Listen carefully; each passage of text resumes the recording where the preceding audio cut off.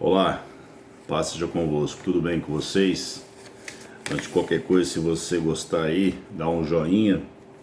E se você não é inscrito no canal, se inscreva, porque a gente tem deixado as ministrações da igreja para que você possa acompanhar e ser abençoado.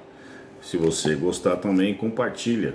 Enfim, eu quero deixar um texto hoje que está em Provérbios capítulo 16, verso 18, que diz o seguinte: a soberba precede a ruína e a altivez do espírito a queda. E a altivez do espírito a queda. No mundo de tanta vaidade, nós temos percebido que o orgulho pode de fato ser a ruína de uma pessoa. Grandes reinos se perderam em função do orgulho dos seus líderes, em função do orgulho, muitas vezes até mesmo da sua nação.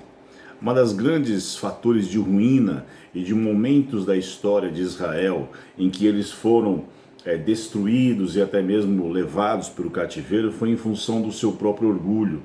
A orgulho que levou em função de uma vaidade, que levou a uma idolatria e uma autossuficiência e uma independência de Deus.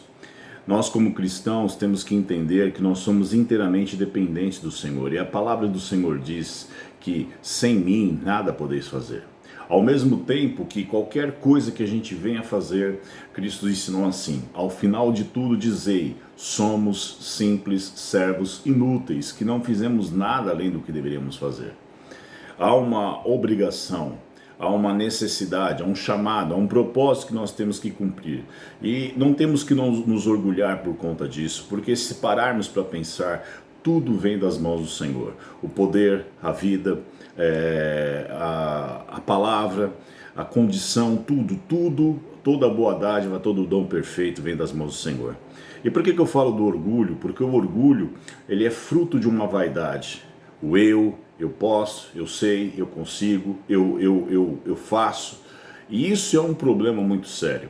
Se a gente parar para pensar, no Éden, quando Satanás ele instigou Eva, ele trabalhou na vaidade e no orgulho dela. Olha, ele disse isso para você não comer da árvore do bem e do mal, porque ele sabe que o dia que você o fizer, você se tornará como ele.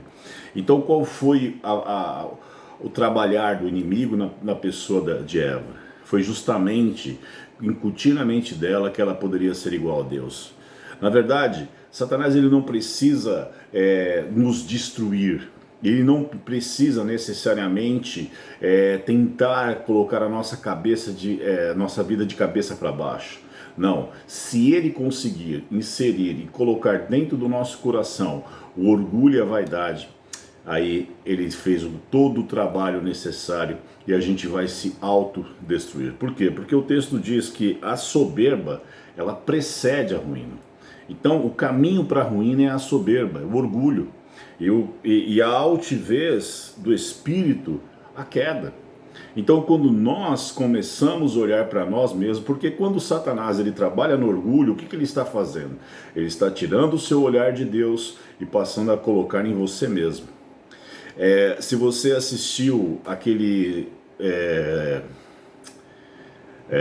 espetáculo Rua Azusa, do grupo Nissi, você vai perceber que em determinadas partes da peça, eles colocam um espelho para si próprio.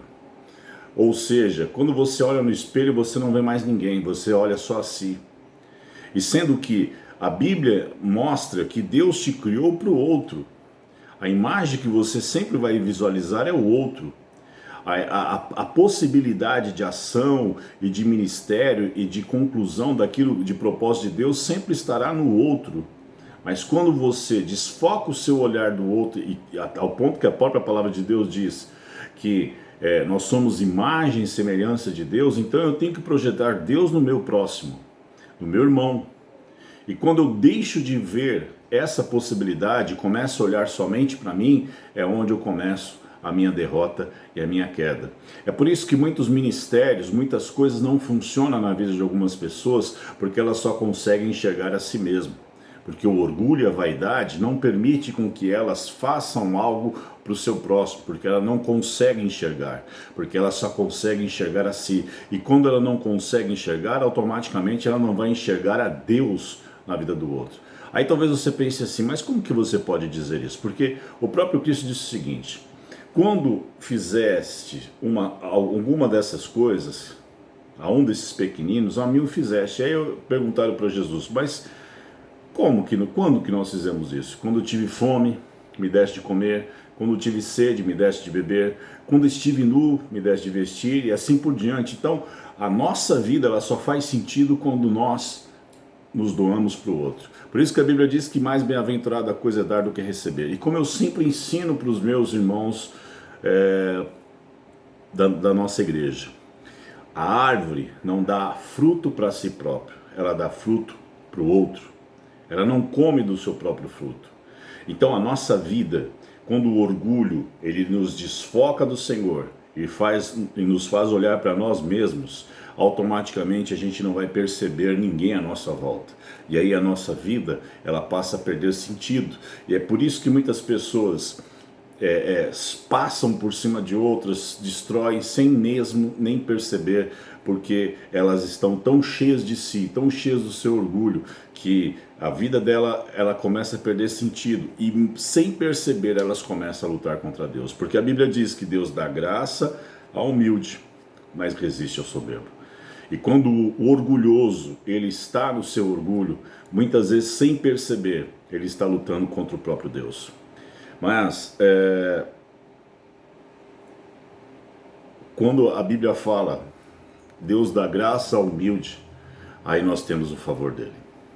Por isso, eu quero que você pense em que fase, que estágio, que ponto que está a sua vida espiritual e a sua compreensão da vida.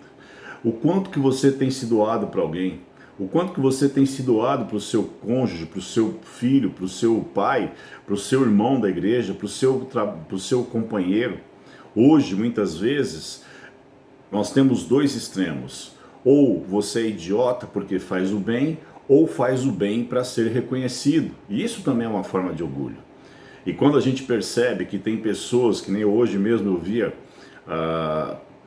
que fazem o bem e que muitas vezes você fala assim, poxa, mas essa pessoa fez tal coisa, é porque está dentro dela a capacidade de poder enxergar Deus no outro. E aí fica uma pergunta, você consegue enxergar a glória de Deus no outro? Porque assim como você se autodefine muitas vezes como a imagem e semelhança de Deus, o seu próximo também é a imagem e semelhança de Deus. Deus constituiu todos nós como a sua imagem e semelhança. Então, se eu quero começar a ter uma vida de humildade, uma vida de sabedoria, eu tenho que começar a enxergar o outro, vendo Deus na vida dele e fazendo para ele como se fosse para o próprio Deus. Por isso, eu queria terminar com uma historinha de um homem, um rei, que próximo do seu melhor funcionário, se aposentar, ele falou assim, ele era um pedreiro, um construtor, ele falou assim, eu vou te pedir um último trabalho. Uma última coisa, um último favor eu estou te pedindo agora. Ele falou, pode falar. Eu quero que você construa um grande palácio para mim. E aquele camarada ficou descompensado, falou, poxa, próximo de eu me aposentar, quanto tempo vai se durar? E faltava apenas 3 meses. Só que a casa era muito grande. E ele começou a fazer, e foi talvez o pior trabalho da vida dele. Ele começou a fazer às pressas, rápido, porque no final de tudo ele queria simplesmente aproveitar a aposentadoria dele.